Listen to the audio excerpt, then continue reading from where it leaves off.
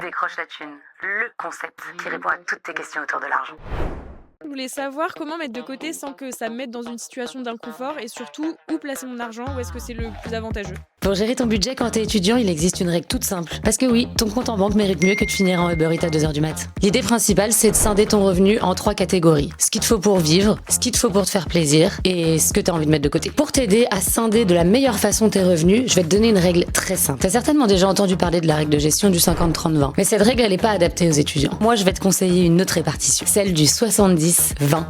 70% de tes revenus, tu les alloues à tes charges fixes. Ton loyer, la nourriture, les transports pour aller en cours. 20% doivent être alloués à tes plaisirs et tes sorties, que ce soit les sorties au cinéma ou même s'acheter une petite fringue de temps en temps. Et 10% que tu essayes de mettre de côté chaque mois. Prenons l'exemple d'un étudiant qui gagnerait 900 € par mois entre son alternance, l'argent que lui donnent ses parents ou un petit job à côté. Dans le meilleur des cas, 630 € de son revenu devraient être alloués à ce qu'il faut pour vivre. 180 € doivent être alloués à ses plaisirs et ses sorties. Il lui reste 90 € qu'il peut mettre de côté pour financer ses projets et son avenir. Ce que je te dis là, c'est qu'une règle de gestion. Il faut pas chercher à tout prix à rentrer dans ce 70-20-10. Si t'arrives à mettre de côté même 5% de tes revenus, c'est déjà très bien. L'idée, c'est juste de prendre l'habitude, de mettre un petit peu de côté tous les jours, et je te jure que ton avenir te remerciera. Et si toi aussi tu te poses plein de questions autour du budget ou de la gestion de tes finances, on a créé Décroche la thune exactement pour ça. Alors n'hésite pas à poser tes questions en commentaire, et je me ferai le plaisir de te répondre en vidéo.